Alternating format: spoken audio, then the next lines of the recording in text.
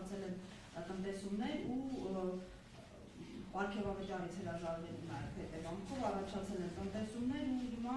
աշխատակիցները ստանում են պարգևավճարներ, ավելի ցածր պաշտոնների գտնվողները եւ նշել են, որ հետ ժամանակավոր կապարեջն ասել, Հայաստանում միջին աշխատավարձը 320,000 դրամ է, հեցի 6,800 աշխատակիցների կեսը 3,400-ը վարձատրվել է 3,000 դրամից ցածր շեմով։ Ինչ են, այսպես ասած, ուզում ցույց տալ, արդյոք իսկապես օբյեկտիվ են այս դիտարկումները, արդյոք իրենք այս պահին փաստացի ավելի լավ են կառավարում, որ հնարավորություն են տալիս, որ աշխատավարձերը բարձրանան։ Ամեկնարկեմ գործընկերս է կարծում եմ կանդրադառնա, տեսեք, սրանից լավ քաղաքական մանիպուլյացիա կարծում եմ չի կարող լինել, հա, սա հերթական պոպուլիստական զրույցներ, ինքս հետևել եմ այդ հանդիպմանը, ինչ ահա երկրի գործադիր իշխանության ղեկավարը հանդիպում է հեցի ժամանակավոր պաշտոնակատարի, այն ժամանակավոր պաշտոնակատարին, որի վերաբերյալ միջազգային արբիտրաժային դատարանը, Ստոկհոլմյան դատարանը ապահովել է, հա, դիմումը Կարապետյանների ընտանիքի եւ ըստ էության հստակ արձանագրել է, որ հեցի հետ կապված ողջ իրավական գործընթացները պետք է դադարեցնեն, որովհետեւ այս ժամանակավոր պաշտոնակատարը իմ գնահատմամբ ակնհայտ հակասահմանադրական խնդրահարույց օրենքների հիման վրա է նշանակվել։ Մի փոքր նախապատմություն ու շարունակենք, ինչ տեղի ունեցավ։ Սամվել Կարապետյանը ապօրինաբար ազատազրկվեց, անմիջապես գործադիր իշխանության ղեկավար նույն օրը, հա, Facebook-յան հրահանգավորումներ էր իրականացնում, Facebook-յան գրառումներ էր կատարվում ու իր գրառումների հիման վրա տեղի ունեցավ Սամվել Կարապետյանի ձերբակալման ու կալանավորման գործընթացը, այնուհետև ազգային ժողովի բարձր ամբիոնից հայտարարվեց, որ մեկնարկում են հեցի ազգայնացման գործընթացը, ու ինչ կարևոր է, որ այս կազմակերպությունը պետական լինի։ Դրան անմիջապես հաջորդող մեկ շաբաթ անց ներկայացվում է երկու նախագիծ օրենքների էներգիայի մասին եւ հանրային ծառայությունները կարգավորող հանձնաժողովի մասին օրենքներում փոփոխություններ, լրացումներ են կատարում,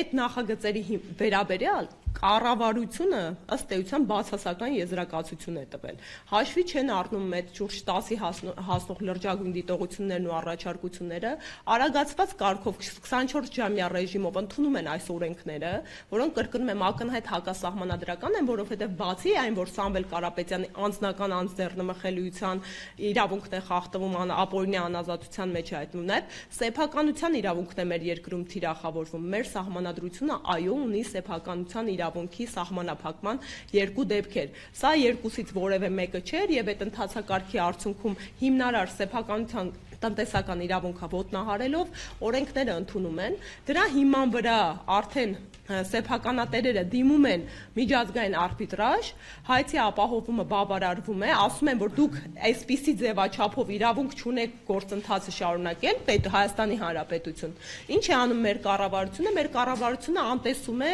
հղում կատարելով ներքին օրենսդրության հանրային շահդրույթին, որը ըստ էության ծայրահեղ միջոց պետք է լիներ, ու արդյունքում անտեսելով շարունակում է հեցի նկատմամբ գործընթացները։ Հիմա ներկայումս մենք հանգրվանել ենք այնպիսի իրավիճակի, սա էլ ասեմ, որ բոլորս հիշում ենք, հա, սա եւս քաղաքական մանիպուլյացիան, ես կհրավիրեի ձեր ուշադրությանը։ Այս իշխանությունը եւ կոնկրետ պաշտոնատար անձը, որը հիմնավորում էր, թե ինչքան կարեւոր է, որ հեծը ազգային լինի, հիմա իրանք տարբեր ամբիոններից ու հարթակներից քննարկում են հեծի այլ սեփականատեր գտնելու, մասնավոր գտնելու հարցը։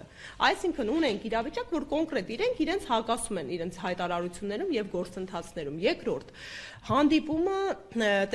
տեսանյութը, որտեղ վարչապետը եւ հեծի ժամանակավոր կառավարիչը հանդիպում են։ Սա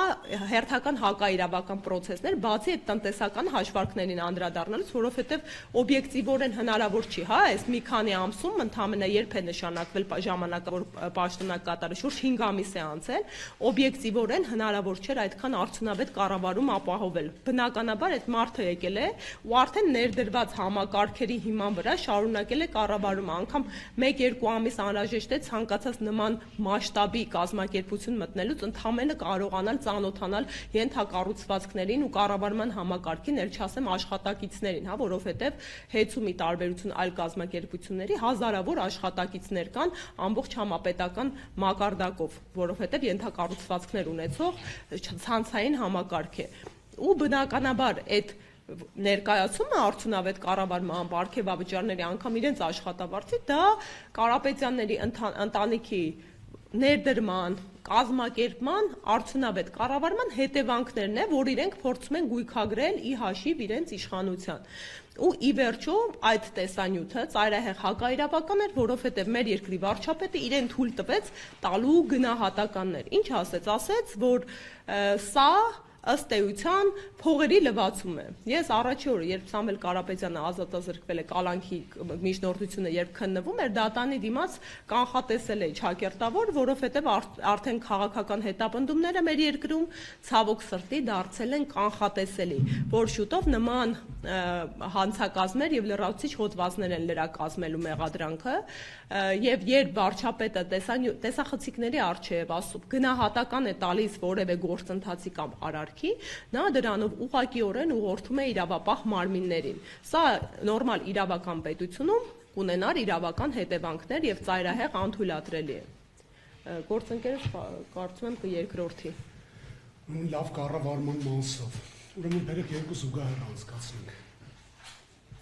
Տաշի կապիտալը 10 տարվա ընթացքում կառավարել է հեծը այնպես, որ հնարավոր է եղել կատարել ներդրումներ, նվազեցնել կորուստները, ոչ թե բարձրացնել սակագները, այլ սակագները նվազեցնել 3 դրամով, որ պետք է իջներ։ Ինչ է անում իշխանությունը։ Իրենք իբր կառավարում են ավելի լավ, բայց իրենք ասում են մենք թեկուզ եւ կորուստները որ նվազել են, մենք չենք կարող երաշխավորել, որ որոշ ժամանակ հետո այդ գինը չի բարձրանում։ Իսկ թվում է մեր քաղաքացիներին բարձր թե այս դեպքում որն է լավ կառավարում եւ որն է վատ կառավարում։ Եթե իրենք կարողանային լավ կառավարեին, իրենք կարող էին տալ երաշխիք երկարաժամկետ բնակչության համար էլեկտրոէներգիայի սակագինը ավելի ցածր դրույքով ստանալու համար։